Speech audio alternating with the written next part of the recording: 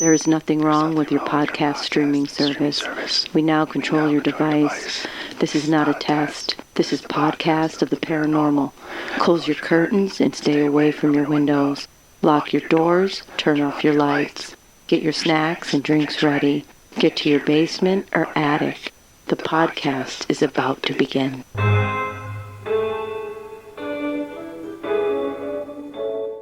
Hi, my name is Paul Doski. I am from Vermont, and I've been doing this for almost 14 years now. And I like to collect stories. I sometimes go off and do solo investigations, which can be a bad thing or a good thing, but I do it in a safe way, and I try to do my best to not piss off any spirit. And until the next time, I guess that's it. Somebody can take over. But yeah, that's pretty much about it. I do my podcast, and that's about it, really. And right now, it's the slow season, so I'm trying to prep for my 2026 adventures. And I guess until at a later date, you can follow along at hauntedvermont.org for everything that I do. I am Gabrielle, and I have been investigating probably since 2009. I started with a group in college. And I jumped back into it with Jody probably around 2019. And we have a podcast called Podcast of the Paranormal. You can find us at podcastoftheparanormal.com. What about you? I'm here for the ride. No, I'm the editor. I'm the editor and the tech guy. Gabrielle brought me into this. I didn't think it was something that I was really going to enjoy at first, but taking over my life a little bit, though, as it does. I'm Heather. Podcast is NVusalien.com. It's NVus Alien. Oh my gosh, it's NVus Alien. But the website is NVusalien.com. I've been investigating since 2006 or 7. I've written some books. I'm doing a documentary. I'm investigating, doing seances on top of buildings. But yeah, that's what I'm doing. I am Stephanie, and I co-host Heather's podcast sometimes. We talk a lot about conspiracy theories and random topics, whatever comes up that we want to talk about. I pretty much learned all of my skills from Heather, and somehow I got pulled into this. Yeah, I don't know. I like the paranormal investigating part, and I'm a newbie. I've only been doing it a few years. I say a few years, it's 6 years now. But yeah, I don't know what else to say. We're not classified that as a newbie. No. Technically, my experience ran when I was young, but I took it more of a serious approach in 2012. But really, it was just the experiences prior and some of the photos. Heather, you've seen one of the photos anyway, and Yeah. that's what kind of inspired me to really also see what the hell is out there in this crazy world that we live in. Well, that's our next question is, what got you into the paranormal? And Stephanie, you can't say me. Gotta find another answer. Okay. What got you guys into the paranormal? What do you think? I grew up in a haunted house. I was like 4 or 5. And I had a watcher spirit who would stand outside my bedroom and he would just watch me. He seemed like he was like out of time, like he wasn't in the right clothing for the time. He did that for a few years and then he went away, and there were some other spirits in the house throughout like the whole time I lived there. I don't think I've ever lived in a house that didn't have some type of activity. My mom was interested in the paranormal and my grandmother was interested. Like she used to watch Dark Shadows when I was a kid. It's just always been a part of who I am. I think for me, it was just when as a kid growing up, you grew up with the TV shows and that's what you do. So it was a bunch of kids in the woods doing some dumb things, going to abandoned buildings. We had quite a few of them with some great local legends in the area. Should mention we're from the Northeast PA area. Yeah. But yeah, the thing that really got me into it was Gabrielle in 2019. She noticed that there was a local group that was offering investigations at a pretty reasonable price. They'd rent a place out for the night and they'd have 20, 30 people there, and they'd split up into groups. It was really organized. So I really attached to that, the organization that they had, 5 or 6 people splitting up into a different room. Where do you want to go first? Teams. And then they eventually started routing teams off at certain times throughout the night, time slots throughout the night. And I got really into it, and I learned some of the methods that they were using, the devices they were using. And at this point, when we started pulling a little team together, what really got us going was we saw a antlered shadow entity in the woods. And I think that's what kicked off the podcast, really. We wanted to take it a little further, and then... Yeah, it kind of helped change our perspective. Yeah. Can add in too that when I was young, I remember my dad kind of sharing some like interesting stories, like one with a UFO, something about a UFO taking a cow or something, and something about a Bigfoot where it was like a private camp. And that's really all I can remember besides the fact that the Bigfoot story was like it wasn't like your normal hunting cabin. It was like a 2-floor, almost looked like a regular house that you would see, but they called it the cabin. And I guess there was a tree outside, like a regular tree that you would see out on your sidewalk. Basically, it was like one of those, like a crab apple or whatever.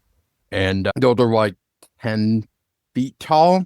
Apparently, this dark figure was standing next to this tree, and it was almost about as tall as this tree was, but they couldn't see any details on it. They could just only see like the silhouette of it, because of the fact that they were inside with the lights on, so it created like that effect where you just saw this great big black blob, basically. But it almost acted like it was just standing there and almost like staring into it, almost observing what was going on into the cabin. That's about much as I can remember from what my dad used to tell me. When did I get into it? I got into it. It's a great question. I don't have the answer. I'm like, when did I get into it? I've always been into the weird part of it, like space on Mars and like Egypt stuff and the pyramids and stuff like that. So I think it's just a natural progression that you move into ghosts. Yeah, that sounds right. And then I don't know, I just started. I think really though, I don't know why. A lot of people say this.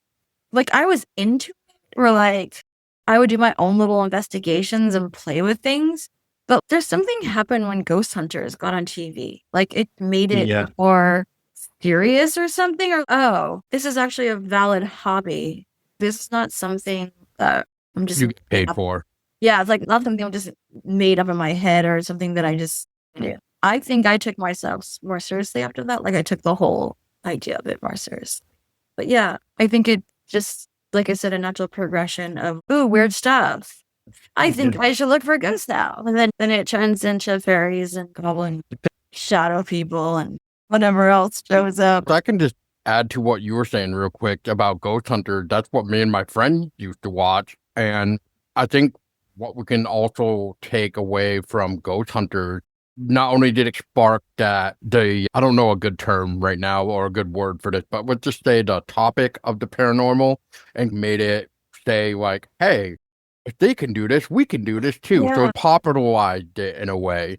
But it also helped with the idea that not everything is paranormal. It could be like squeaky pipes. It could be this and that. So not everything is a ghost. So I think that also helped, because I think that's why, like back when my buddy and I from his farmhouse, we started to basically try to debunk everything that we possibly could, as long as there was some sort of logic to it. But the night where we all moved around in the bed, there's no way you can debunk that, because basically the debunking would just be, if anybody got up in the bed, we would all feel it. No, there's no way to fake that. But none of us could feel us getting up and moving around, because otherwise either A, you're going to trip and fall, the covers is going to cover up somebody's face or something. Basically, either way, there's some sort of army crawl to the end of the bed, some sort of movement that's going to be like, hey, I know you moved last night, but when something like that happens, then you don't have an explanation. But that's what we used to do, though. We used to just debunk it, thanks to Ghost Hunters. I think it's natural to start there. I think everybody starts. For me, it wasn't really Ghost Hunters. It was Paranormal State, if you guys remember that. Paranormal State, yeah. Yep. Yeah, but that's where it really started for me. That's where I started getting interested in the ghost stuff. And I didn't take it seriously at first. I really didn't. I was the one that I tried to debunk it first. And here I am years later. Everything on Paranormal State was a demon, I swear. Yeah. Everything. Yep. What about you, Stephanie? I've always been curious. There's always been an interest in the paranormal, but I didn't really focus on any of it. There's more the spiritual side of things. That's how I got into this, is more on the spiritual side. But I do remember that my older kids, when they were little, they used to watch some sort of show that was on demand. It was a Canadian show for kids, and they put kids into haunted locations with all kinds of equipment and then just let them walk around to see what happened. And my kids used to watch that. But I never really watched any of the other paranormal shows, but I don't watch TV. It's more just playing and experimenting for me, just to see what will happen. There was a show with Chip Coffey called Psychic Kids. Was that in it? No, they weren't psychic. Oh, really? Yeah, that wasn't. No. Yeah, I remember that one that you're talking about, though, Heather. Yeah, that was with not Quiff. What is his name? Chip Comfy. Thank you. Yeah, Chip. I remember that one because he was the one that was mainly hosting that because he was trying to teach the kids how to use the abilities while also shielding themselves from the world in a way. Yeah, and that was a really popular show. But they did give him equipment and stuff. But I wonder, I'm curious about this show now. Yeah, I'm trying to look it up. Ghost Trackers. Oh, I watch that show sometimes. I didn't watch it a lot, but I know what you're talking about. Yeah, Taylor was totally into it. I He would sit forgot there about and that watch show. it all the time. Wow. Okay, now you're bringing stuff back. You're right back. I'm going to plug in this charger. So what's everybody else been doing this weekend? Anything exciting? Oh, nothing exciting. No, it's that time of year Yeah. in between seasons. What's coming? So you're just trying to conserve energy. Honestly, between October and through January, Yeah. we just didn't stop. Just between the holidays and trips, and Yeah. I enjoyed the downtime. Yeah, me too. We had a birthday party. Oh, yeah, that's right. You had a birthday party, huh? Nice. Bunch of 10-year-old boys. Exciting. A lot of fun. It's a lot of fun. It's a lot of energy. I can actually chime in real quick, Heather, Sure. to your comment about being interested with Egypt, actually. So that was my thing too with school. Like anytime I got to learn about the Egyptians and the weird history of how the pyramids were made and being mummified and all this. And then come to find out that I'll just say 50 minutes just to be on the safe side, but 50 minutes from where I am currently right now, there's a cemetery in Middlebury that is a grave for an Egyptian baby here in Vermont. Whoa. Wow. Yeah, so the story is this old collector bought this baby's baby mummy, and then he had it brought to New York or something, and then he brought it to be in the museum to be displayed or something. But because of the fact that it got ruined from the ship, go figure, that he stuffed it up in the attic and forgot about it. So anyway, this guy passes away. So then the new owner of the house, or however the story goes, basically finds the mummy's body. And originally, they were going to just throw him away in the garbage. That was the idea. And so the town was just like, how about we just cremate him and just bury him? And so that's what they did. Oh my That's gosh. ridiculous. But he was the son of a king from Egypt. And I was just, nice. With almost throw away a dead person, kid that is, remained, but not just that, but a king's, dead son. Like a king of Pharaoh, basically. Yeah, that doesn't say would put a curse on you or nothing. I know, right? The downside to this though is I haven't even shared this really. Well, I have and then I haven't. But so anyway, in 2022, I wanted to make some videos for the 10th anniversary for Haunted Vermont, and he was one of them because I just thought it was really interesting that we had an Egyptian baby.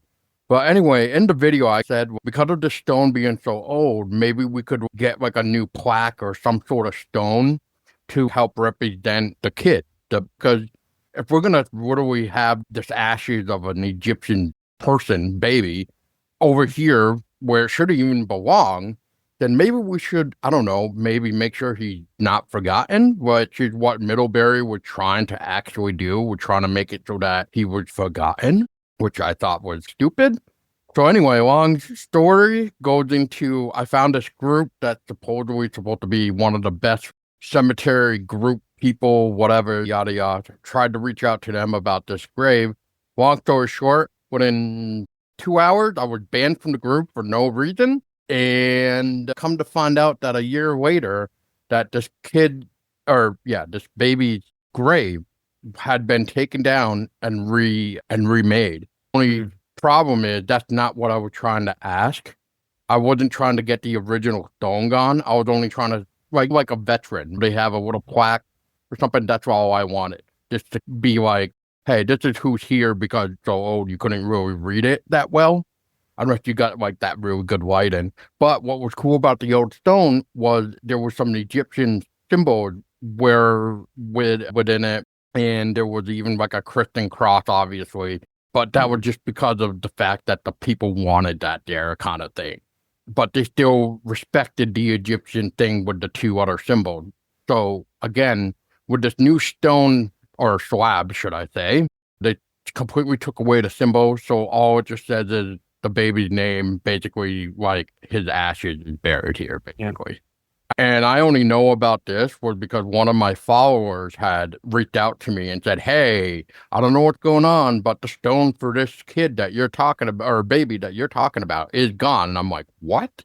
And looked at my other half, and I was just like for my family, and I was just like, next time we go to Middlebury, we need to check this out. We need to get this sorted to make sure what the hell is going on. And that's when I saw the new stone or the new slab. So it's not even, I don't know. I think they should have left the old stone and just made like a plaque or a smaller slab that basically says like what they have now, but without taking away the original stone that's been there for ages. And yeah, I don't know. It just bummed me out because if it wasn't for the fact that I was banned by this group, I don't think the old stone would have been taken out, but God forbid, for whatever reason, I was banned just for asking about this. And that's all. It was just, hey, could we maybe do this? And then I was banned. This crazy story. Yep. Way to get yourself banned. I know. Who else is banned? Who else has been banned? Yeah. Raise your hand. That's hilarious. One of the questions that I was going to ask is, okay, so I remember 2007, 2006, I think is when Ghost Hunters came on. And there was a huge deal. Huge. It was like the thing that everybody talked about was, is it only equipment or do psychics have a place in the paranormal? Do you remember this? This was a thing. I remember like only the chick can deduce whether or not there's paranormal activity. Oh, forget the whole aspect of like spiritualism. We'll just knock that right out. Now, by and large, most mediums were women. So we'll just make it a patriarchal bullshit thing. And I remember being a psychic investigator going, huh? Because that's all I really knew. How do you feel about it now? Do you think that there's still a like divide between like psychic paranormal investigators and tech investigators or skeptics? Or do you think in the last 20 years we've stopped being skeptic? There's my opinion on it. Yeah. I think the line is, I think it's all blending together. If you ask me, yeah, I think it's a combination of tech and psychology.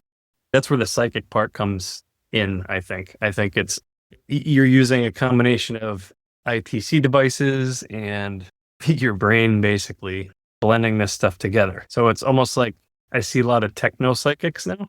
When you think about things like the Estes method, the Gonsfeld experiment, stuff like that. From the traditional sense of psychics, I honestly, where did you get started in that? Are you asking me directly? Yeah, I am. Yeah. Because it's out of my wheelhouse. So when I started, I didn't use equipment at all, ever. I had a video camera and an audio recorder, and I would talk into the audio recorder, but usually I just heard the answer in my head, and then I would just use the audio recorder as verification. But see, like, even this weekend, when we're investigating, I saw so many people with dowsing rods, which I was like, oh, when did that become like, okay? Because I used to use dowsing rods all the time and I used to get total flack for it. Oh, you can't do that. That's some folklore, superstition bullshit. You know what I mean? And like, I also used to use tarot cards. People thought that was like, whoa, that's the devil. Yeah. Yeah. I think I'm asking the question is because I just wonder, do we still have that sort of, because there are a lot of techno bros out there. Let's face it. Every day we have a new spirit box or we have a new, like even this weekend, like I said, there were so many tech bros out there with this new device that I created. I'm like, good for you. I was just going to say, not just that, but one of the, I don't know how new it is, but for me, it seems even with your phones nowadays, there's a new ghost app or some sort of app now. And I just got a quick story I can share. I can vouch with this, but I'm skeptical when it comes to the apps and that type of stuff. But like last year, friend of mine now, but at the time he had been on my podcast because he had a story to share about this app and what he had captured in a place that I had been to, like, at the time of last year. It would have been 12 years from 2025. But anyway, so the point to this is, if you're trying to get into it, I can show you a couple cool places that you've never heard of. And yeah, long story short, went to this particular cemetery and he had his app on and it started to say stuff that was very interesting to me. And at the time, I did not record it because unfortunately it was raining. So I wish it was, but he at least sent me some screenshots of what this app had said, just so I could have it for the backup of the post that I had made later on, which was, again, interesting because some of the stuff that came through this app, now this is where I get skeptical about it. Did this app actually know what the hell was actually in the cemetery prior? Did it get some sort of data or something? Or did this thing really legitimately get somebody basically talking through this app, picking out certain words? And that's where I try to get into this, like, well, is it real or fake? I did try to reach out to the company, actually, that made this particular app, but of course, no avail, never heard back.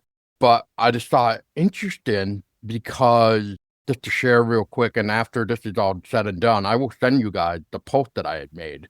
So you can actually see the research that I did, how, like the validations of photos that I had taken, just to prove some of the stuff that this app had said. But just to give you some examples for this little segment right here, we ended up getting a name, which was Teresa. I'm going to butcher the last name right now, but we didn't get a last name at the time. And I only been to this particular cemetery because it has a grave with a window in it. That's what this cemetery is known for, because this guy was buried there because he was afraid of being buried alive, basically. So he made like this huge plot, I'll just say, or lot, whatever. And he basically made it so that he had furniture down there, a hammer with a window at the top of his grave so he could smash it to yell out for help if he were to awaken if he was buried. Anyway, long story short, there was some other response there that came through, like angel, blacksmith, table, stuff like that. Stuff that I didn't really think of because, again, I just knew where this grave was and didn't really take the time to walk through this whole cemetery ever, really, just to see what else is there. But so anyway, what was interesting is for the table.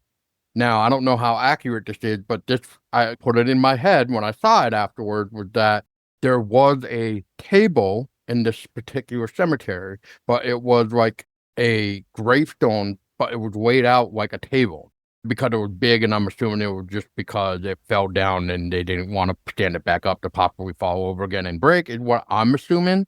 Anyway, so that's when we were like, okay, maybe this is what it means by table.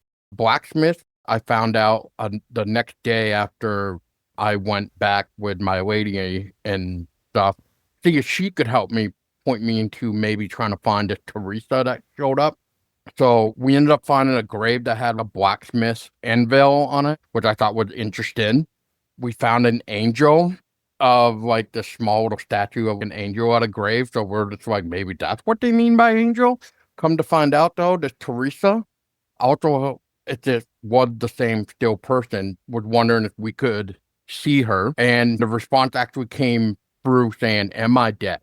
And I was just like, oh boy.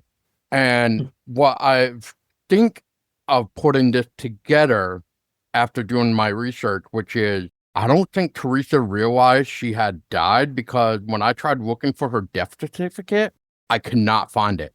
There's no record online or anything like at all about any sort of death certificate for this lady. And what I find interesting is that she died at the age of 19 on January 1918 something. I can't think off the top of my head. But her husband at the time died a few years after she did, and he died from tuberculosis. And he was like 26, I think. So it's very interesting.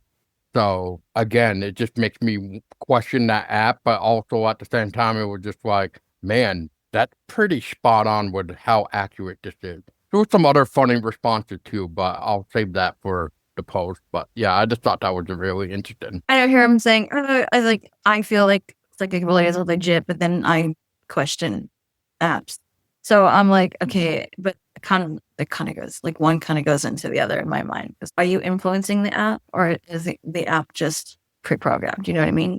That's exactly what I've been wondering. And to touch on your question now, Heather, I don't know. I feel like some psychics get a bad rap, and then there's some where they are probably just in it for the dough, I'll just say, like the one that probably researched beforehand to be like, yes, I know this much. They try to fake their way into it, whereas that's what's making the bad rap for the one that actually take it more serious, because they are the real one, if I can say that.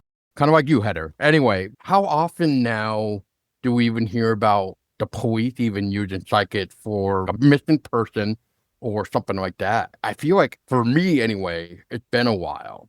I don't know how much you guys have heard of that around your area, but I know for somebody like me in the Northeast, farther here, I can't really say that I've heard anything recent when it comes to the police using like a medium or something for assistance or some type of way to get a clue or something. But otherwise, I feel like, yes, there is people that are legit, and then there's somewhere you might want a second opinion. And I'm going to have a cat showing up. All right. That's all right. If you see Gabrielle looking over here to the right every so often, that's what's going on. Can Oh, yeah. We have one of those too. To answer the psychic question, I feel like you have to go all the way back to spiritualism, because I feel like that's what you have to do for all of this, right? Go back to when this started. And when you think about what a psychic was, what a medium was during spiritualism, they all were coming out and being found to be fraudulent. And I feel like that stain follows psychic mediums now, even into the present.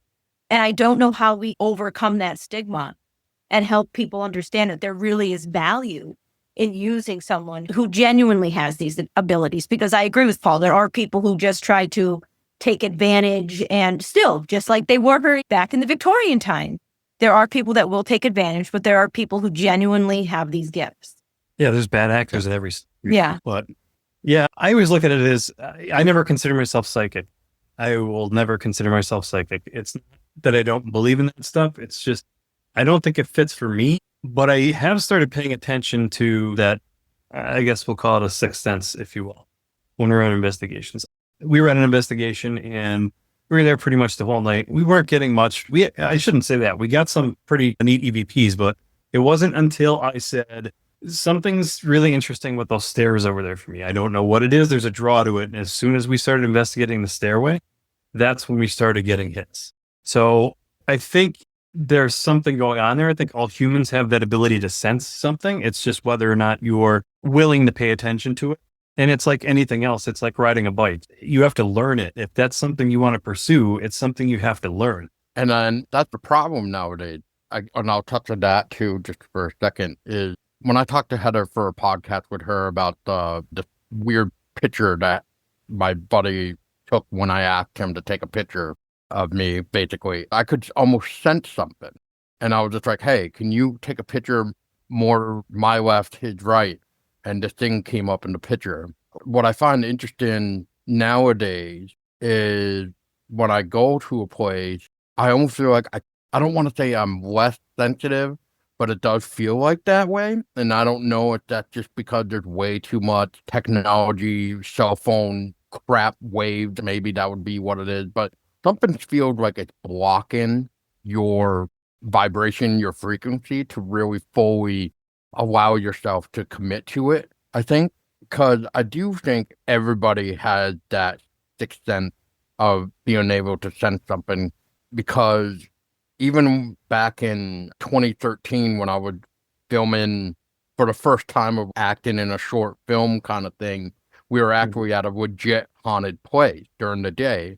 But there was one moment where I was in the building by myself and I turned around and it looked like in this place, it almost seemed like the little kid legs and feet were forming in front of me. Almost like this little girl was wearing, I say little girl because that's what it looked like to me. especially with the way the old shoe with the buckle. I don't know what you call that anymore, but like the little shoe that kind of had that buckle. That's what it looked like to me that I was seeing. I'm just like, okay, I'm going to go back down there. Yeah, whatever's going on here. I'm not in the mood for this right now kind of thing. But I just feel like after being around so much technology, maybe that's what I'm trying to say, is maybe it's affecting my vibration too much. And that's why sometimes, like when we were talking before this, you were mentioning sometimes like taking a break or the downtime is like the best time to relax. And I totally agree, because otherwise you need to recenter yourself, because otherwise pretty soon everything's going to be paranormal to you. Every little sound and you don't want to get to that point. Like I did. I got to that point and I had to back off for 2 years because it was just that bad. And then when I finally rebalanced myself, that's when I wanted to come back. But yeah, I don't know. Maybe it's just the way the vibrational frequencies of the world had changed, especially with, like I said, all the technology and cell phone waves. Because with I would say like 2011 would still be like the flip phone era. It wasn't like what we have now for sure. Yeah. But yeah, that's my take on that. What do you think, Seth? I don't know. Okay. Yeah, I started, 2020. And when I started investigating, it was with you, Heather. So we always used the psychic component. It wasn't just all tech. So I don't really have any comparison to not having that as a component. Okay, yeah, that makes sense. I don't really either. I was just thinking about it because, yesterday we did a seance. Okay. We didn't have any tech on the table. It was just literally like channeling, right? It was everybody just like tuning into the energy and moving the energy. Whatever we came up with. And it was just so interesting because then the dichotomy of that was when we started the investigation, like the official investigation. So we have all these people on all these floors, right? And I sat there and I was like, it's so weird. It's just freaking blinky lights. We have K2s and we have ghost meters, which I use, but then we have those long strings of, I don't know, they're long trip wires. Always malfunction, the trip wires. Yeah, the trip wires. And then we have the octopus, I think it's called, with the... Yep. We have those on the floor, and we have these little bells that go ding. They're EMF detectors. So we have that going on. And then... How many REM-Pods? We had so many REM-Pods. Oh my God. And then on top of that, there's... What else was there? Ghost tube is the one that everybody uses, right? Yeah. So everybody's got their ghost tube on. And then on top of that, then there's these grids everywhere. These people have the green grids everywhere. And so everywhere, like every floor I went there, in every room, they were like and I was just like, sensory overload. yeah, I was like, it's just really necessary because like for me, the best investigation that I had all weekend at this paranormal conference thing was the one where it was me, 3 other people in a room. We had a recorder, a ghost meter, and EMF. That's it. Yeah. And we just sat in the middle of the room with the lights off. Somebody put the grid on the wall eventually, but we didn't actually use it. I liked just to meditate on. We were using it like a sky. We weren't actually like using it. And we all just sitting on the floor, just, hey, what's up? Do you want to talk to us? Eventually, we put on a spirit box, but then we turned off the spirit box like right away because this isn't working. But the most activity we got was just the blinky lights on the K2. 1 for yes, 2 for no kind of thing. And we got most of our information that way. And it was just so like confusing for me because then we went down to another floor and like those octopus things were all over the floor. There was a K2 meter on every table, octopus on the floor, and then like more ghost meters and stuff. I thought it was just like, is this necessary? I don't even know. I don't know. Is that spirit communication? Is it? Who are we really talking to? So that's why I wonder, because it just feels, to me anyway, it feels like tech takes over and we lose the ability for the critical thinking and for the like feeling into our body and going, is this real? Because just because the dingy ding dings doesn't mean anything. Just because the K2 goes off doesn't mean anything. to me. Yeah, that's the thing that drives us nuts, honestly, when you're in public investigations and people are walking around with a K2 meter like it's that thing from Ghostbusters. Oh, yeah, you're talking about, yeah. We did a public investigation with the local group that we have, Yeah. and they had like some celebrity guests. So we wanted to go to investigate with them. And so we had got a group with 2 people. They were a couple as well. They had 2 robots. It was such a difficult night. We couldn't really enjoy ourselves because everything we were doing, this guy is off in the corner with these robots. And they chat the whole time. They're talking. Like little Furbies. And they're moving. They're like hitting things, bumping into people. He's admitting he doesn't even know how to use them. And then he's at a point where he's saying he's getting contact from the spirit because the things, what were they doing? They're moving on their own, but yes, they were like reacting till you get too close and they move away from you. Like it was, oh my God, it was so difficult. If it's IR or if it's light activated, like there's cars driving by, there could be shadows being tossed all over the room. Those things could be falling shadows around. So it's just, they didn't know how to use them because they didn't know how they work. I think if you're going to use a piece of kit, you have to know how it works. The K2, we use those to find electrical issues in buildings. That's what we use them for most of the time. If we're seeing it ping off like crazy, I'm walking around the room and I'm looking and trying to move around the room and figure out where the Wi-Fi router is, or like the Wi-Fi node or bad wiring or something like that. And a lot of the times it's just, there's high voltage wiring for a air conditioner with the air conditioner kicking on and off. And that's what you get. Yeah, that night. Oh my God. See what a little triggered there, huh? We had to, there were like, with this group, like he had mentioned, you will rotate, right, throughout the different like areas that you're investigating. So there was one room that was large enough that we could separate ourselves from them and be on like one portion of the room. And they were by themselves playing with their robots they didn't even know how to use. And we were just like, oh my God, I can't, this needs to end. This needs to end. And then we're in with the group because there's times where like the group is with you and they're trying to do like an audio, like EVP recording. And this guy has the robots in the corner making noise. I'm like, oh my God, I can't. This cannot end quick enough. Yeah, you have that. You might as well throw out that voice recorder then, because everything will be contaminated. These robots.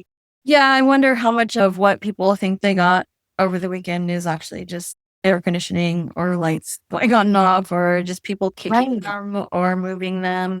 Yeah. And the cat balls too. I love me some cat balls. I do. Oh yeah, us too.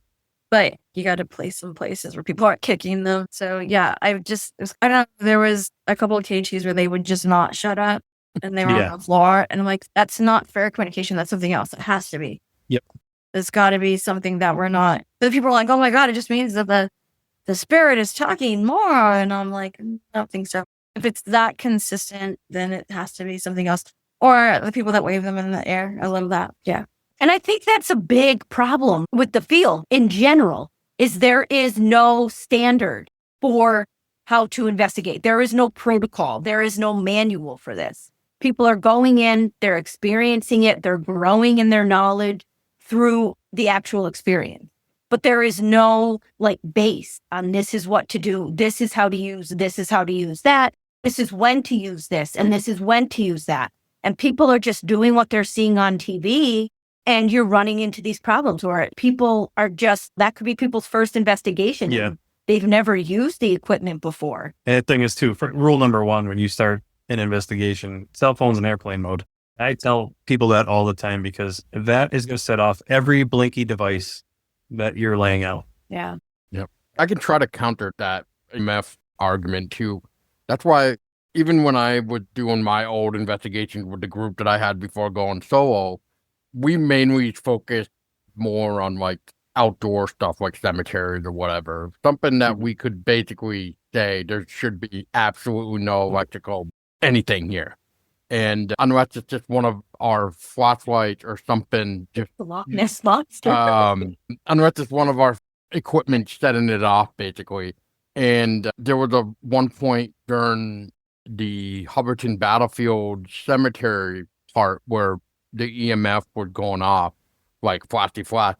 And I remember like in the video, I'm like, whoa, dude, did you see that? And it's just, we tested all this out before even recording. Now we're going to show it on video where it's not my Right. flashlight and I'm dangling it near it or something. I'm even having my friend who has my digital camera or a digital camera try to like take a picture and even hold down the button so that it focuses or whatever you want to call that before you actually take the shot, just to show the person watching the video later, like, see, what are we showing you? This is not us setting this off.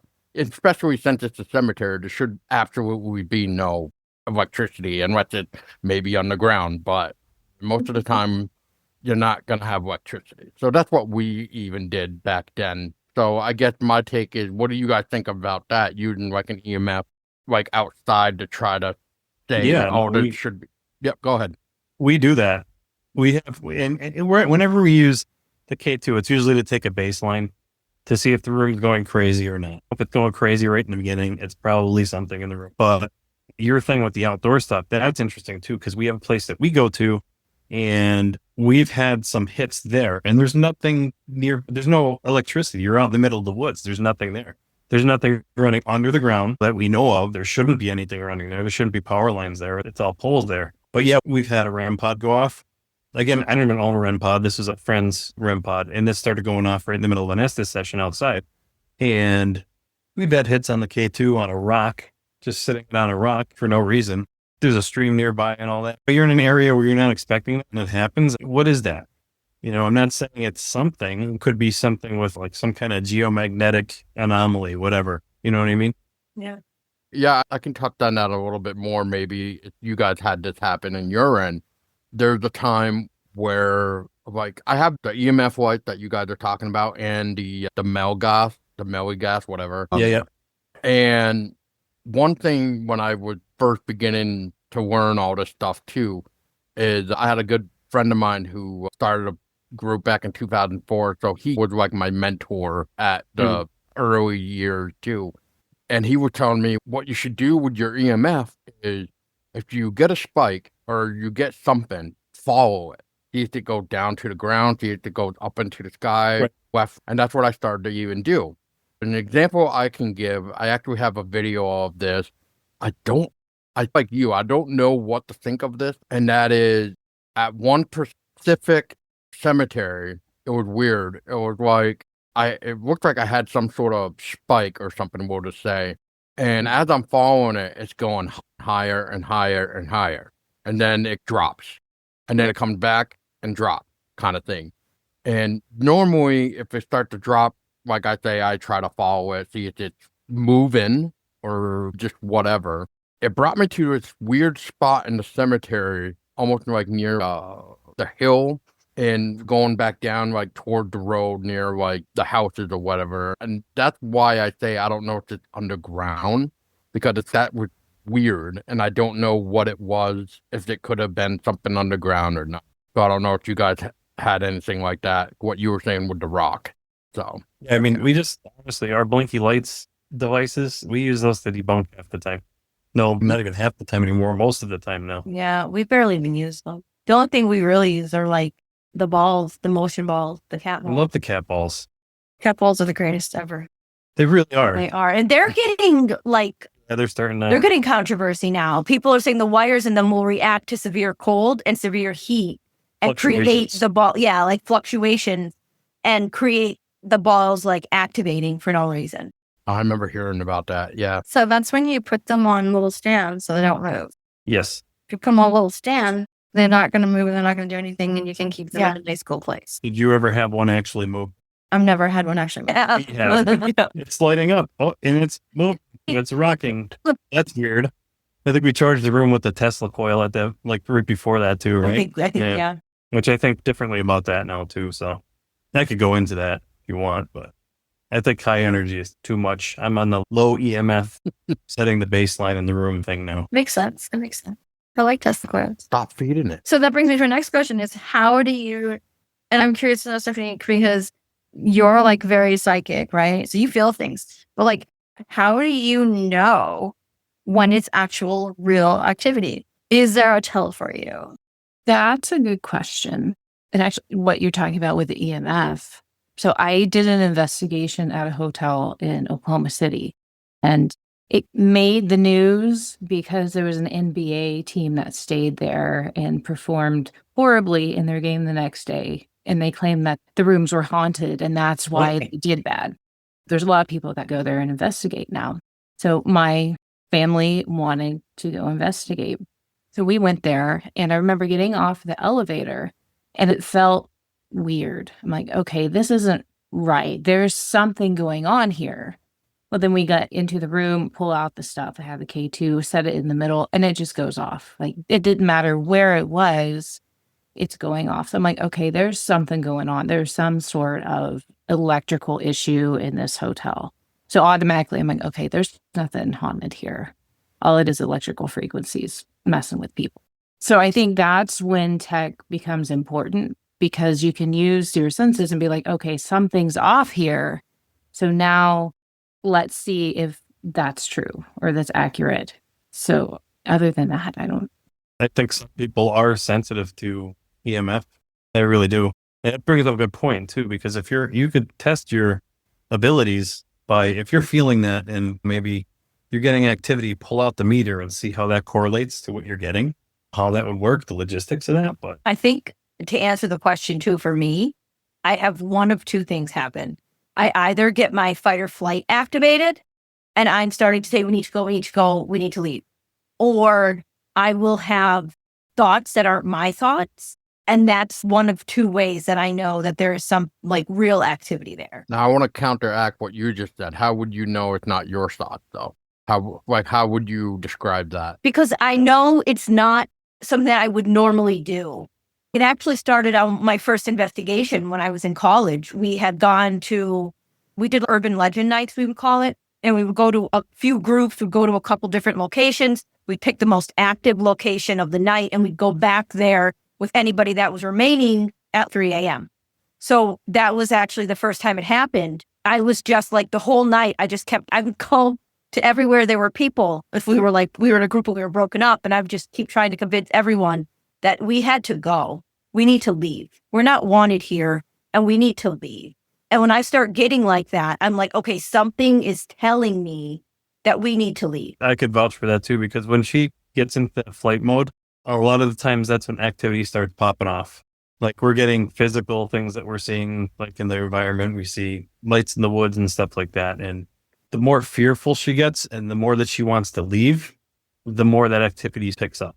Yeah. So how quick, I guess, for lack of, is by the time she's feeling that, let's just say, like, is it a minute or so later, that's when, I don't know, some sort of activity kind of spikes? Or like how quickly does it start to seem to spike up or ramp up? It's all happening at the same time.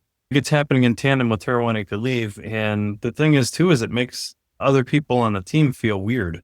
Like we start picking up on it. We start getting freaked out by it. So we learn to trust it and say, hey, maybe it is time to leave, especially in the outdoor locations. Oh, yes. Oh, yes. I feel like those, you don't really know what you're dealing with. I don't always think it's spirits. I think it's something that has been there, that has always been there. That's like a guardian type entity. And I think they're really good at letting you know when it's time to leave. So I trust her when her little sense goes off there. Yeah. And sometimes they'll force me to push through it. We tried. And like the first night that we had gone to our local spot, that was the night that we saw the shadow.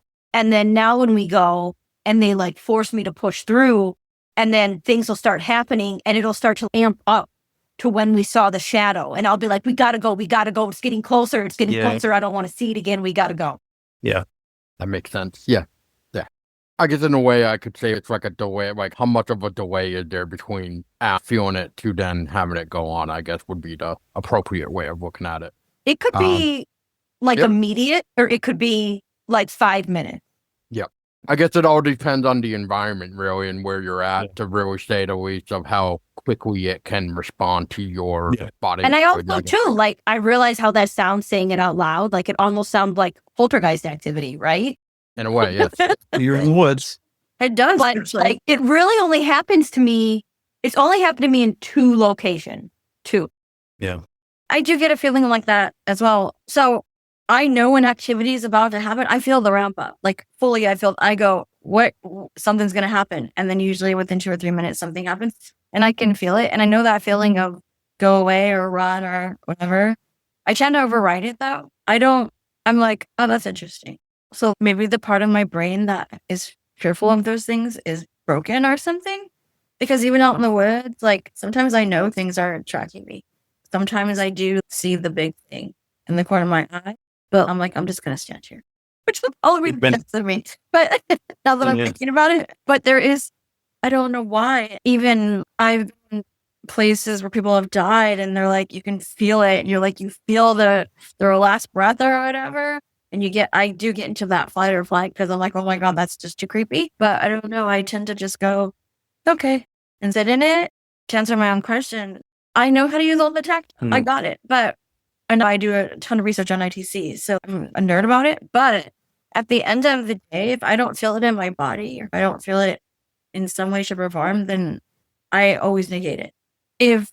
Unless something's being thrown at me or not, or something's moving in the room, if it's just a blinky light or a ghost box saying something, if I'm not feeling it or if I'm not experiencing it in my person, I don't know what to do with it. I don't know if it's real or not.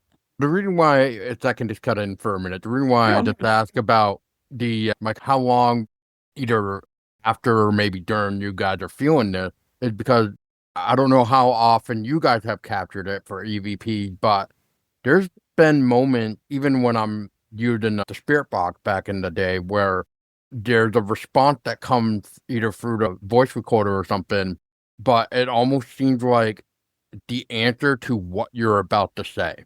Oh, yeah. No, we've experienced that. Yeah, absolutely.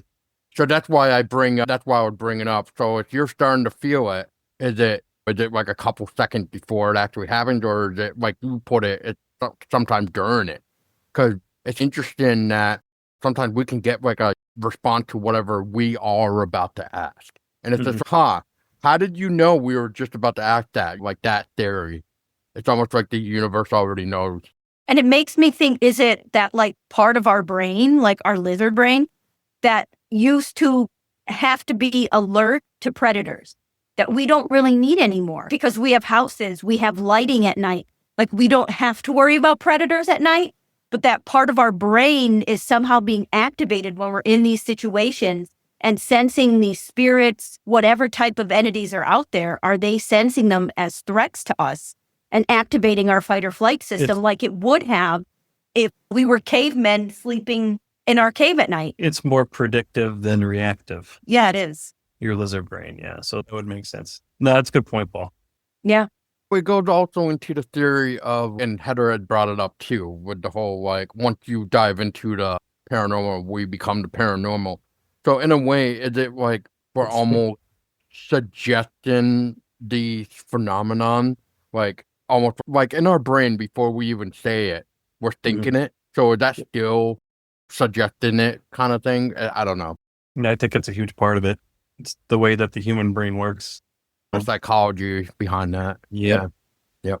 So it's important to determine what's a real experience versus what's your brain making up. Because I know I've seen shadows in the dark that I know it's my brain putting that together and processing that quickly and saying, hey, you have to be scared because it's trying to protect me. It's trying to push me out of that area. You know what I mean? That's what happens when your senses go away. When it's dark, your brain it's processing data in a way that it could with what's available to it. And it's like Gab was saying, that lizard brain kind of kicks in and says, hey, you're in danger. Get out of here. We're going to process this. You're going to see it. But the thing that makes me question that is when you have a group of people that witness the same thing. Or they see something different. Still, they all witness something. You know what I'm saying? You have the group experience, because we've talked about this before with the shadow creature or antlered shadow creature. Gab saw it on 2 legs. I thought it was on all 4s. Yep, exactly. And the other guy that was with us, he agrees with what I saw. That it was on 4s? Yes, 2 people saw it the same way. We just talked to him recently, actually, after a bit of a hiatus, but I was thrilled to hear him explain what happened that night because it matches exactly what I experienced. And then you have Gabrielle who saw it differently. I think Heather had a suggestion for that, talking to Heather one time.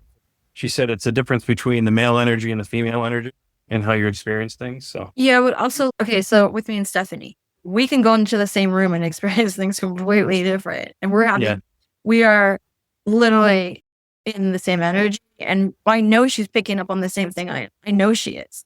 But she'll have this completely different experience. And then we put it together, then it makes sense. And I think that's too, like, they use like what's in our brain, almost like our registry and like our knowledge base, like archetypes almost.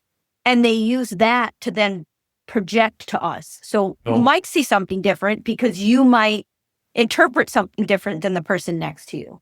So that could even explain why people see things differently. Which is what I was going to say too, with what Heather had done for all of us with the whole DNA thing, which is was the theory I was trying to think about a long time ago, is how come, we'll just say, this, like you guys were saying a little bit ago, was this person saw it this way, this person didn't see it this way. I had a guest on about spook lights where they were with this other person where he couldn't see the spook lights around him, but other people could.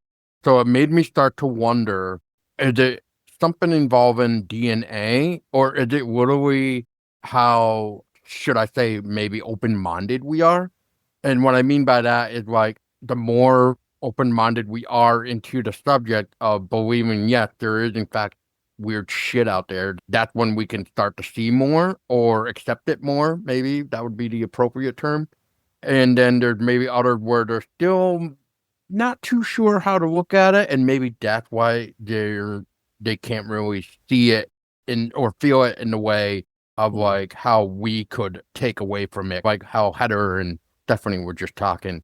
I don't know. I've been running with that idea for a while too, because one thing I would notice in when Heather had sent me this thing that she did, one of the lines that really caught me was like forest lines, always looking at the forest line of the wood, basically.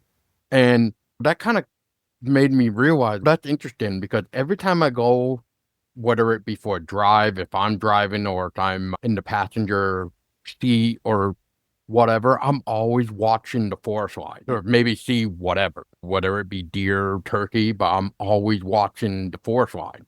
Now, why is that though? But maybe in that aspect, maybe I'll see something that, let's just say, Heather might not see if she was driving with me. So interesting, because maybe somebody could see something that somebody else is basically not realizing is there, because it's either A, too late, or they just literally can't see it. And to go back into that phenomenon too, where maybe it's only allowing you to see it and not everybody else around you. So yeah, it makes me think about it in that sort of aspect as well, that it might be our DNA. Kind of with you about pulling it from our perspective of how we look at life in general, or however we look at anything. Yeah, it goes back to your brain's wired a certain way, and whether or not you're sensitive to it or not. And I think like you said before, I think we could rewire our brains if we're going out and we're looking for it. I feel like it takes notice that you're looking for it, it being whatever the phenomena is, and it looks back at you. It says, hey, I could see that you noticed us. You're interested in us. I'm going to let you know that I'm interested in you. Or we're going to back off because I'm not interested to show you yet. Yeah, Right. It could go either way. So yeah. It's just interesting how that works. Like you guys are talking about that entity, that antler entity. It just makes me wonder, they must be allowing it if you're seeing that much of the details, or maybe not all the details. And maybe that's why they're trying to find that, I don't know if I want to say trust, but in a way it is. It's like when we first all chatted, we all got to feel each other out. So yeah, I think that's what's going on every time when we walk into a place or woods. Yep. Yeah. You have to build up that rapport. Yes. So how much do you think you put into your own paranormal experiences? I always wonder, like, how much of it is just a reflection back at you? What you fear, what you don't fear, or what you need to learn at the time? I think that's ultimately, that's where I am in my own evolution is, okay, I've seen some shit. What is it? The more I look at it, I'm like, it's me. You know what I mean? Yep. It's me. Yeah, I just did that the other day. We went down the rabbit hole. Yeah. We had a guest who reached out to come on the podcast. So I started listening to other things that they had done to get like a feel of what to expect. And I listened to this one podcast, and then I listened to other podcasts in the same, like other episodes in the same podcast. And I messaged him and I'm like, you got to listen to this episode. And we were listening to it together. And I was like, oh no, oh no, it's our brain. Our brain is spirits. There's no ghosts. It's just our brain. And I was like, I'm come through the other side. I was like, I don't believe in ghosts anymore. I'm done. And then they sent him like the gif of the little girl screaming. I had to tell my friend off the proverbial cliff there on that one. Yeah, I'm like, it's just our brains. Even if it is your brain, it's weird enough that your brain's doing what it's doing. Yeah. But that could be the cause of medications, or what, could it be something Yeah. more? Well, yeah. That's why most groups, I don't know about all of them, but sometimes some of the questions, like the important questions is, hey, before we do this house investigation for you to see what's going on, we just need to know, are you taking any medication? Are you good in your brain? Yeah. That's important. Yeah. It is. No, it is. It Did is. anyone have any like psych diagnoses, Exactly. mental Yeah. health conditions that you need to know about, where maybe they shouldn't be in this position? I feel bad going out Yeah. with people that are going through grief. Yeah. Yep. You know, Me whether too. it's like personal loss, I feel bad bringing those people. I'm not going to tell them they shouldn't be doing it. You know what I mean? But I think your mindset really plays into Your experience. your experience. Oh, absolutely. Whatever you're feeling and however you go into that environment is going to be throwing it back right at you in Yeah. one form or another. It's always good. I guess to answer how Heather would word in this question. So anytime I go anywhere, I try to throw it out into the universe that I'm not looking for anything. If it happens, it happens, basically. If it does happen, then I will basically try to interact with it and maybe see what happens with that. Or sometimes, even if I do interact with it, it's only maybe just a couple things and that's it. Yep. Like, why am I getting EVPs on a voice recorder, but then I throw out a spirit box and there's nothing? Or how come it's setting off the mel meter, but it's not setting off the light one? Like, why? What's the difference? Is it because they just think it's going to hurt them? Is it just something else? I don't know. Yeah, and then I think the other part of that too is I have experienced sentient moments where I'm like, Steph and I both have that where it's literally giving us directions, like go here, go there, do this. And it's very explicit directions. Do you want to talk about that stuff? Because that happens a lot with us. Yeah, I think part of it is going in with curiosity and being curious. So then if there is some sort of direction, allowing yourself to follow that to see what happens and not expecting anything to happen.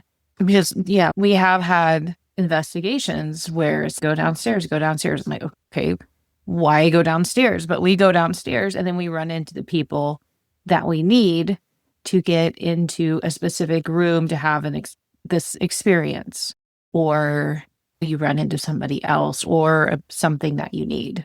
And there's no way that you could predict that happening. The timing is just too synchronistic. There's something else going on that is directing that movement. Yeah, I'm really big into the synchronicity stuff. Yeah, I just wonder how it happens though, because it did happen to me this weekend too. So we're in this room with these people and they got all their equipment out and we're sitting on the floor and the room suddenly gets that dead feeling where it's like nothing's gonna get stuck. Yeah. Yep. So that happens and I'm like, okay, something's gonna go down because it just got real quiet real quick.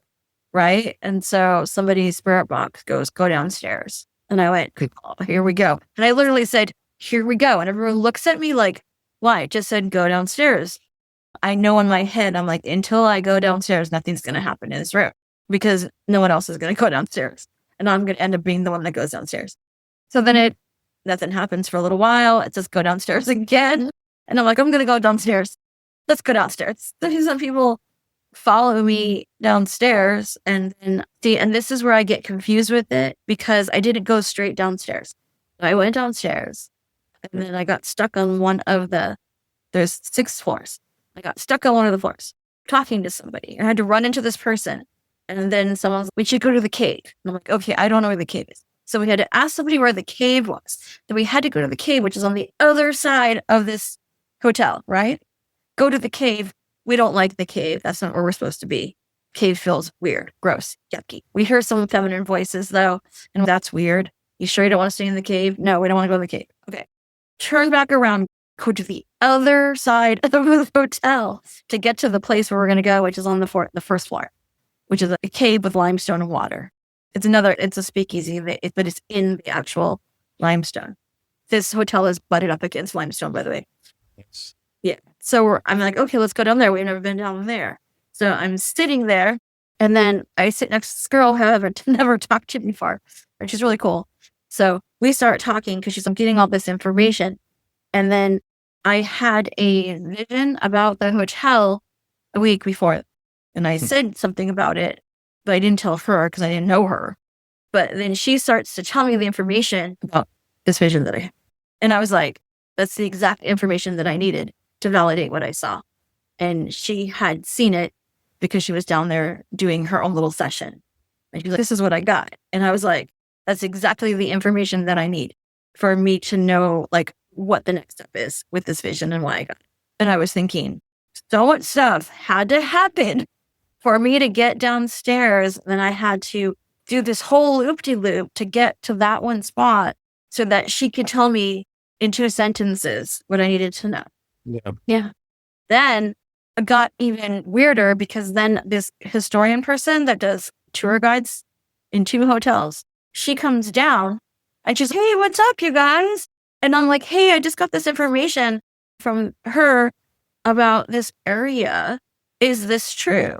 Tell me the history behind it. And then she gave me the rest of the information. Yeah. And I was like, how, like, that is some crazy ass time dilation shit right there. And that's not the first time that's happened. So me and Stephanie always, if anything says go somewhere, do something, talk to somebody, we do it. But what is that sentience? Is that us just looking for answers and then projecting it out into the world? Yeah. Yeah. And then you get into the whole future me and past me and all that. Exactly. We've gotten into going back and listening to Ask the Sessions from a year or 2 years ago. And then like the message is completely clear now that you have context from the future. You know what I mean? So that's a thing. Yeah.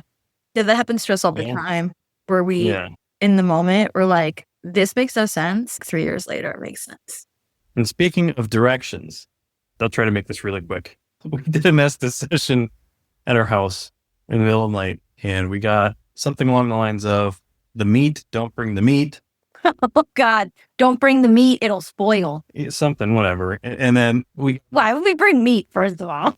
It's weird. This will pay off. And then we got directions that were like the road, further up the road.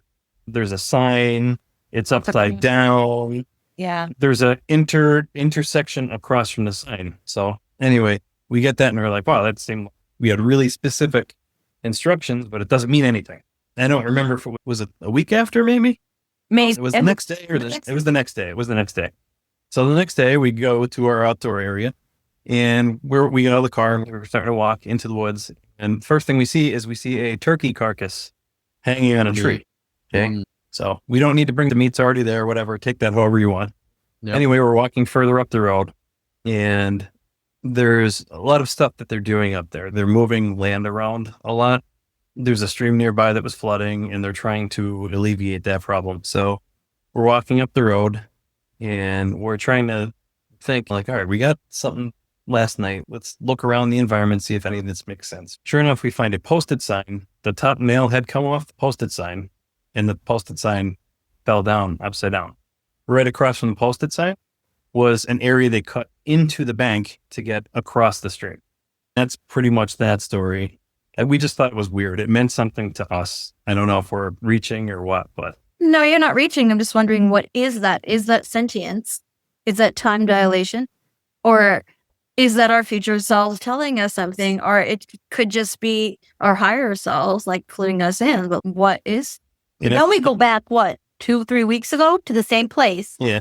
And in that area where the sign was, across the water, there is, we don't know what's there, but it looks like rocks at the very least. Looks possibly. like benches, yeah. And so we had gone back, it was snow. There was like definitely a foot of snow on the ground. So you're not like stepping on branches, like you're really quiet walking. So we're standing there And we're walking out and we start hearing noises. So we stop. It was like something was breaking, like not even a branch, like a tree, like skinny trees. It was like snapping them. Yep. And you could hear it like moving, then snapping. And rocks. And then moving. Yeah, there were like rock sounds and trees snapping. And we're like, what is going on? And thankfully, like we have the snow. So if there is something, it's going to be easy to see, but we couldn't see anything. And then we ended up just leaving because we were like, what is going on? And you're like, it can't be a bear because how is a bear breaking something? And it's not something on the ground that it's stepping on because there's a foot of snow. We had a clear view too. We couldn't see anything. But we had a clear view right through. So it is odd. Yeah. But more sounds like something a Bigfoot would do. That's what rock clapping and snapping. Yeah. The only other thing I was going to ask is before you said the rock clapping, but with the trees, then now that it's getting warmer out, it's not like the wood from being swelled up making the crackling sound. Like there was definitely shuffling going on with it too, like something was walking around. We just couldn't see anything. We couldn't see a big animal or something. We just couldn't see it. And that goes back to what I was saying about the DNA thing. It's like, how come some of us may not see it, but then somebody else could actually see it? Yeah. So I'll give you guys an example. I don't know if I shared it with Heather on her podcast or whatever, or chats in general.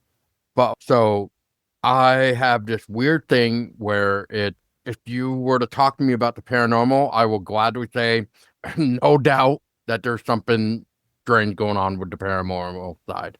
But as soon as the cryptid side comes into play with me, I'm like more skeptical in that area than I am.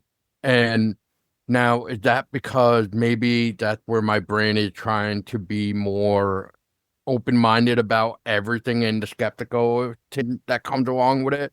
So maybe that's why it's not allowing me to see it? Or is it just like, again, my DNA program to maybe not have that sort of experience, if that makes any sense? Yeah. Because when I've been out in the woods, I don't know how many times I can say if I did have some sort of weird cryptid thing going on, maybe because of the fact that I'm part deaf, it wasn't clicking to me. So maybe the damn cryptid is like, well, screw you, then I'm not going to try to get your attention now, blah, blah, blah. But then if I go back trying to think, like, with all the times I'm out there, I don't recall any sort of weird sound or anything, but then again, it maybe goes back to how we were describing with, if it's pulling from our brain beforehand, maybe that's why I haven't had a cryptid encounter yet. Yeah. I think it's harder to accept a cryptid too. Physical, that's why. Right. Yeah. Not just that, but I also think, I'll just say community, where like when it comes to the Bigfoot thing, you got one side that's, oh yeah, it's flesh and blood. And then you got this other one where it's the woo. They can cloak and go into portals and stuff. And now when I talk to everybody, people that believe it's portals, it can be this and that, I always go back to the example, which I can finally say now with more clarity, that there was this photo that used to be going around from Wisconsin, from this open field during the snow time, where it tracks leading out into this open field, snow on the ground, woods in the background, but they're quite a ways away. But this track stopped in the middle of the field. Yeah. And so where did it go? I bring up the counteracting question that some people claim that whatever cryptid is doing this, they're smart enough to try to backtrack into their own track they already made.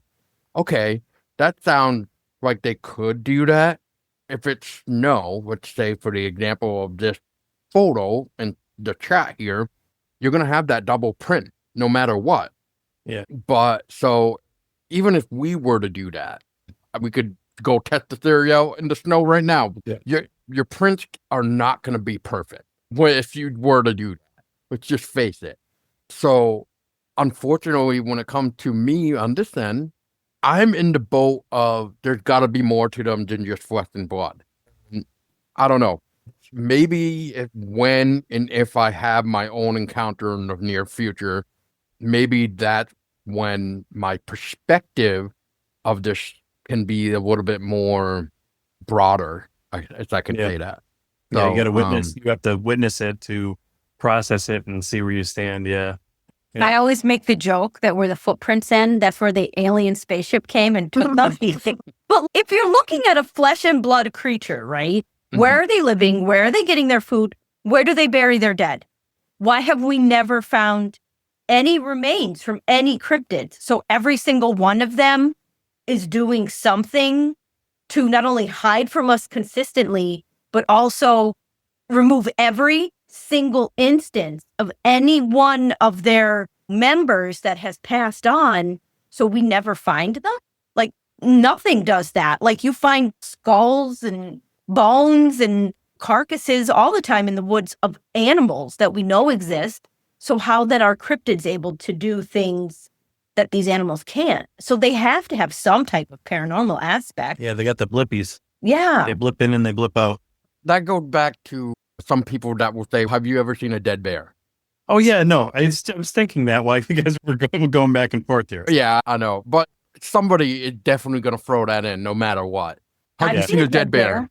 Yeah, because your uncle hunted. No, I've seen it on the side of the road. Pennsylvania. Okay, so who dragged it out? Or did it get hit by a car or a truck? Probably. Yeah. I guess that would be the only time you would see a dead bear. But otherwise, I've never encountered one in a walk in the woods. no, me either. And I think that's what people were trying to get at. But I think, like, the most I've ever seen is, like, maybe a deer skull. But it wasn't from the kill site. It was moved from the kill site. Or maybe nature basically devoured the rest of it before this did. I don't know. Yeah. I can't validate that. I just know that the skull is the only thing I had found. Yep. But of course, when I was little and that happened, of course, I'm like, where's the rest of it? But I'm not going to go looking for it. Nope. Just based on my own research, and again, this is just on my own research, and I have not researched everything, so there's a lot to be left by the wayside. But I just feel, or just what I've experienced, is that there's clusters, like places that have phenomenon. They have all the phenomena. It's just not just one phenomenon. Yep. If you have ghosts in an area, you're going to have cryptids, and you're going to have UFOs. They're all the same phenomenon. I think it's just how people experience it or how they witness it. Or I've considered that maybe the UFOs look for those places, or because whatever is there, there's something important there, or I don't know. I'm still trying to figure it Or out. it's like a beacon to them, and they can, Yeah. they're just like, we go here. But it's just an alien.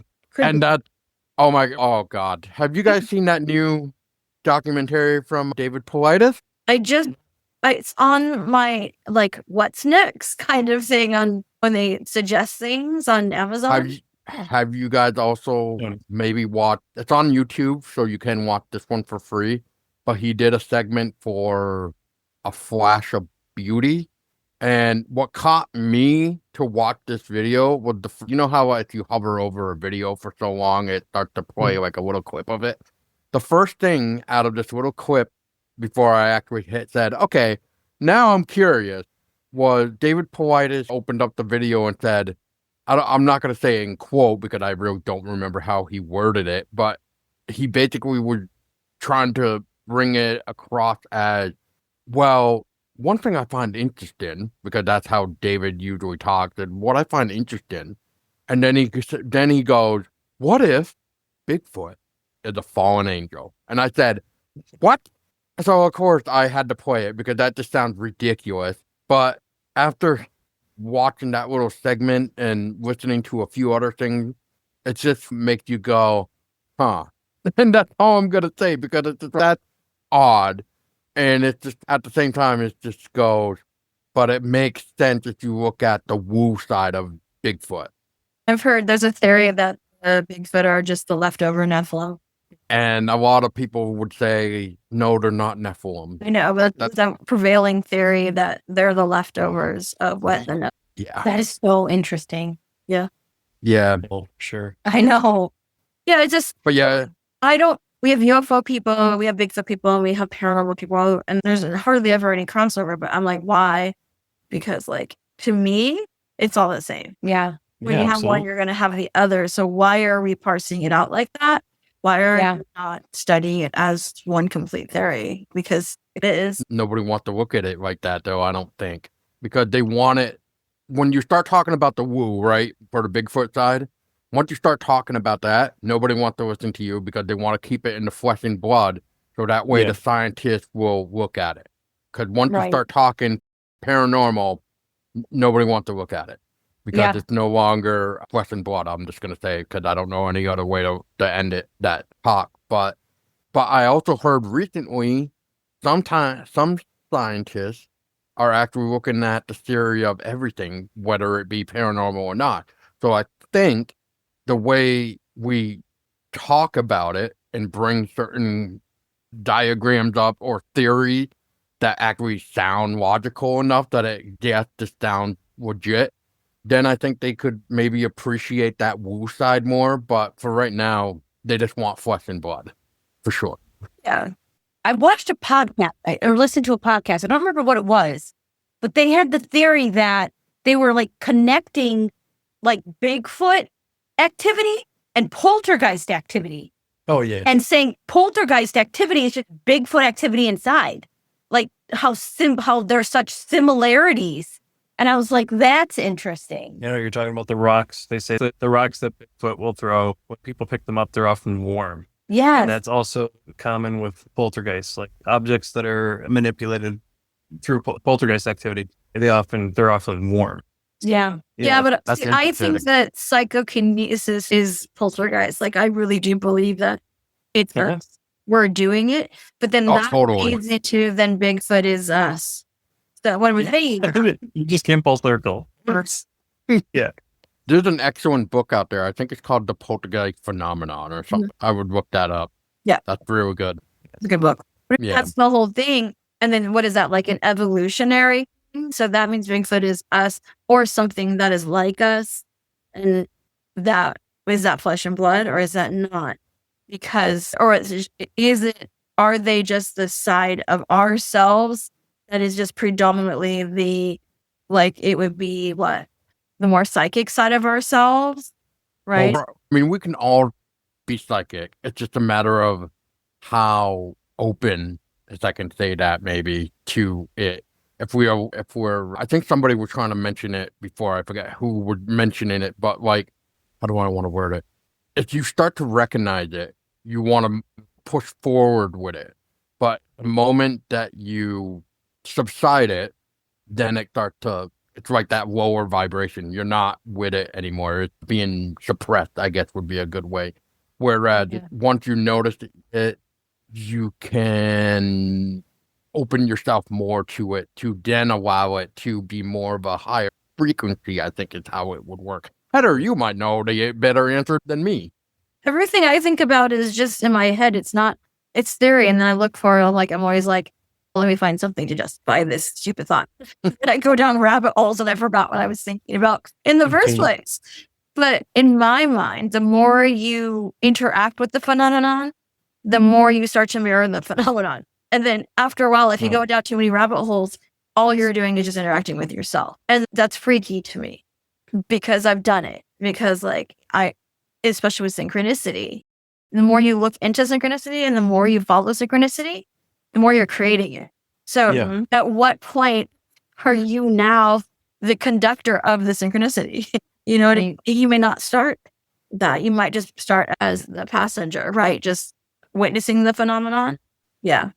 You might start. Go back to this, basically. Right. You might be witnessing the phenomenon, but then somewhere you become the phenomenon. And so I don't know. And that, to go back to what I was saying before, when we have these like things, go down the stairs, do this, look for the person in the red. It's very specific. Who is telling us that? We did it through talking board. We've done it through different spirit boxes. Sometimes it's through another person, like just a medium saying something. But who is that person channeling? You know what I mean? Like, where is it coming from? Because it's so specific. And then once you have to follow in order for the thing to happen, so many other things have to line up. So who is the conductor? Or is it just the magician like the Wizard of Oz? There's somebody pushing a lot of buttons in the background, but who is that? But then that goes back into, for all of us, when we maybe first had our first experiences, back to even what you're saying. Who were they conducting it? Why were they conducting that then to make us become more curious into the subject? Whereas it will happen to everybody. And that's why we got the people that are like, oh, you're full of fucking shit. Yeah. And then you get people like us where we're just like, okay, remind me to keep my mouth shut around you because I can't talk about it to you. But then you got people like all of us here where we can actually talk about it. So that goes back to what you're saying about the conductor. It's like, then who's doing that? Why are they doing that to us when we weren't seeking it? It just came to us. See, I have a problem with that too, because if you talk to any investigators who are really in this and who really get into it, not your people that are like, oh, fumbling it, but people who are like really have been in the scene for a long time and don't stop, they will always tell you, yeah, it started when I was a kid, always. And then that kind of freaks me out a little bit too. And it's always around 7 or 8, which freaks me out because there's all these like very strong consistencies with it. And then I'm like, what does that mean? Who's pulling the strings? Stephanie, did you have an experience around 7 or 8? What kind of experience? Like any kind of paranormal experience? I was just thinking about that for a minute. I was just thinking it was like 6 or 7 for me when I started to notice some stuff. Probably, yes. So like maybe 7, I would say for myself. 95 would be about 7 years old. Yeah. Yeah, sorry. I was just thinking about that from what you were just saying about 7 or 8 years old. Your kid is talking to her real quick. But yeah, that's usually it. Or it's a traumatic event around that. It can, if it's later on in life, like I've talked to people that it starts to happen later on in life, and it's always some traumatic event. Yeah, that makes sense. I wonder if anybody's ever experienced, sorry, this is a social worker in me. I wonder if anybody has ever researched like the correlation between people experiencing paranormal activity and what their ACEs score is, their adverse childhood experience score. I wonder if anybody's ever connected that to see if there's some type of correlation between those two things. That would be interesting. Not that I know. Right? Yeah. But did you have anything happen to you around that time? So when we did the interview with Josh, we had talked about near-death experiences. Yeah, I don't remember. Remind me. I'm sorry. I was asleep right now. Yeah. So when I was 3 or 4, I almost drowned. And then, but around 7 or 8, that's like 2nd grade, my parents were divorcing. So there was the trauma around that. But I do remember sitting in class, and I don't know, we were doing some activity where you had to move around to the different chairs. And, you know, there's always like the outcasted weird kid that nobody likes. I remember girls like sitting in his chair and like spraying themselves down, right? Like they were pretending they had Lysol, or whatever. They were clearing themselves from the cooties. And I remember seeing him. And I guess maybe that's when like my empathy kicked in, or that sense, because I could see like the mental distress and emotional distress in him of what they were doing and how they didn't acknowledge that what they were doing was affecting him. I remember that. Yeah, it's like a coping mechanism, empathy, because you dealt with that, right? In a way, and it's you looking at me, you're wondering where I'm going with this, but you build that sense of empathy like greater and greater with the more trauma you've gone through. It's almost like not a coping mechanism, but what's the word I'm looking for here? Help me out here, Gab. I don't know, but I see where you're going with it. It's like some because more. it's always trauma. There's always trauma. There's always, Yeah. but it's You're trying to guess what's coming next because for other To people, keep yourself safe, to Yes. know how to react before it happens. that's it. That's where I'm going. Yeah, like when people recognize people's walking patterns and they're like, oh, that's so-and-so coming down the hall and they seem like they're in a good mood, so maybe it's safe. Like people who can do things like that. Yeah, that's, I think like you're talking about that kind of stuff yeah. where you're like, when people consider like people to be empathic, what they're really talking about is people who are able to do that. People who have had learned how to read their environment to protect themselves. When someone is a true empath, they are clairsentient. So there is like that difference between the two. yeah, there is a correlation between hypervigilance and psychic abilities because you start to become predictive when you're hypervigilant. But it's interesting for you, Stephanie, because you become more empathic, which makes you like super psychic in that like feeling empathy, presentiment, knowing things. in a way. It sounds like she can feel energy around her in a way. Yes. The Or energetic sensibility, I guess. You can also like clairsentience. Clairsentient, yeah. but you also take on the personalities of people sometimes too from the empathy, right? Like a mirror image of the person, throwing it back at them. I can. Yeah. So some of the work that I've been doing is like acknowledging like that boundary between that emotional bleed that kind of happens between me and other people. Because like doing mediumship work or something like that, that's usually what I pick up on first is the feeling and the emotion of the person who has passed or how that relates to whoever's asking the question. And even when we did the seance years ago, that's what I picked up on was like the emotion and the feeling in the body. It can be a blessing and a curse at the same time. Yeah. Well, Yeah. So I've gotten really good at knowing when it's my emotion, when it's something else. But we do a lot of, are you okay, Stephanie? Are you okay? And she's, I'm fine. Like they were 30 seconds ago. She's like, I'm good. And like turning it on and off. Because it's not her. Yeah. She knows it's not her. It's Sweetie. Yeah. So to your question, like paranormal as you think about paranormal, no, I don't know if I had an experience like that. It was more, I think, a trauma response to my parental situation. That's very classic too, though. It's like that's when the experiences start to happen. That's where whatever you're doing, that's when it kicks in. But you're right. There always seems to be like something traumatic that happens beforehand or around, but it's the same time. You're breaking up a little bit. Oh, I was saying it's usually the paranormal starts to happen around the trauma around that same time. That's that second, third grade thing. But there is a trauma aspect to it. There's always some kind of trigger brings it in full force. Yeah. But then again, I can definitely vouch on that. Yeah, but who's the conductor then? Who are we creating these? So this is where my brain goes. So is the trauma put upon us to force us to awaken? Do we choose it? So I don't remember where I heard it, but I'm pretty sure you guys have all heard it. The theory that like before we're born in this world, we supposedly already made like this contract deal. So maybe that's what it is. That's why I asked the question, because do you believe in that? Yeah, I know. Yeah, exactly. Because I don't. I think that we come in with like kind of an idea. It's like when you start a project, you have an idea of what you want and it always changes.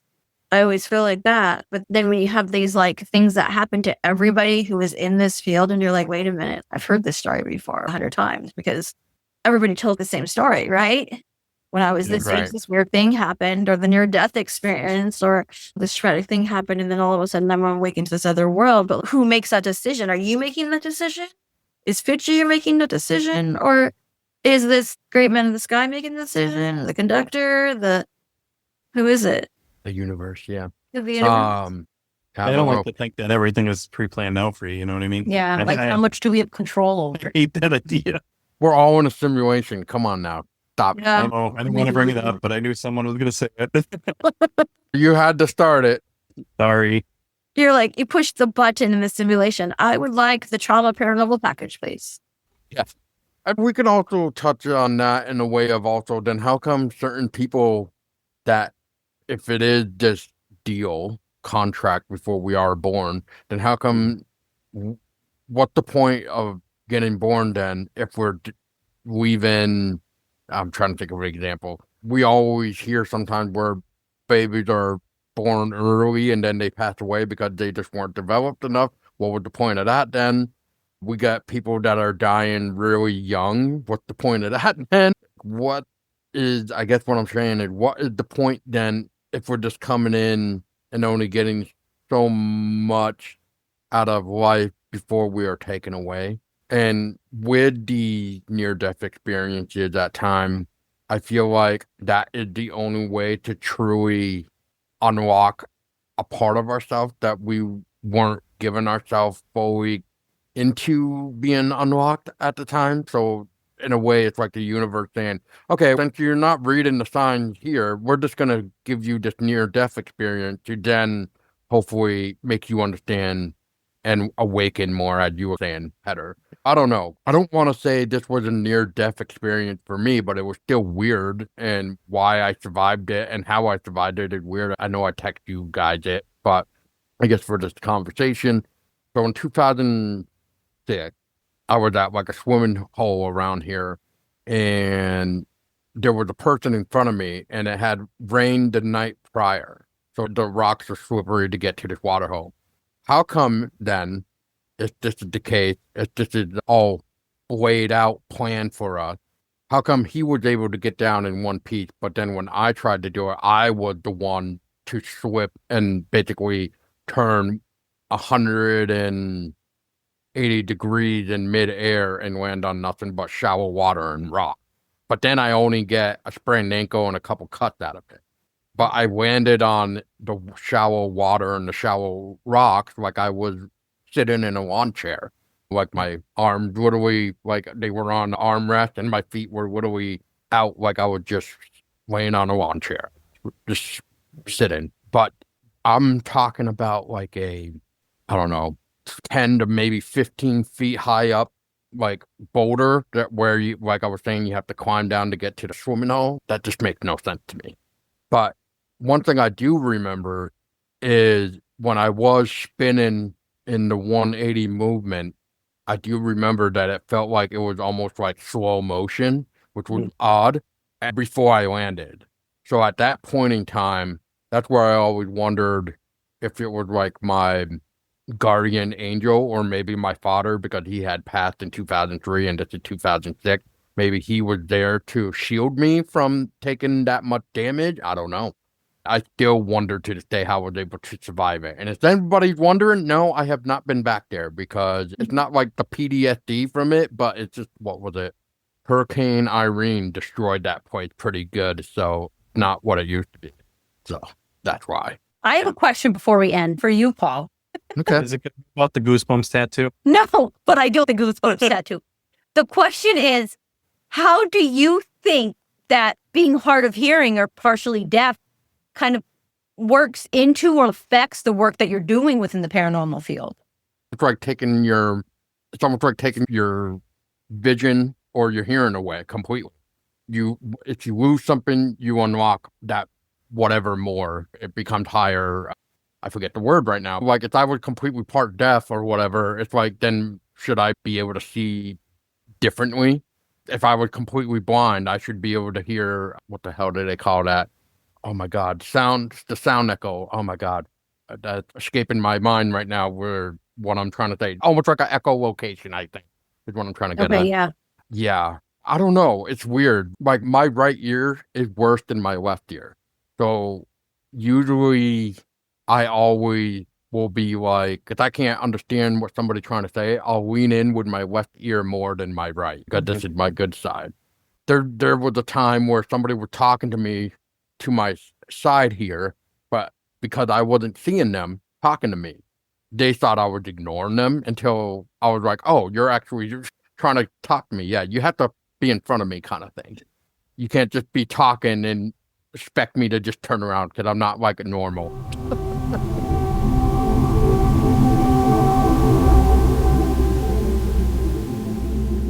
Don't forget to check us out at podcastoftheparanormal.com. You could find links to our social media, links to our episodes. You could stream right from the website, or you could listen at your favorite podcast provider. If you want to come on the show, use our contact form, or you can email us at contact@podcastoftheparanormal.com. Check out the show notes. We'll have links to NVus Alien Podcast and Haunted Vermont Podcast if you want to check them out.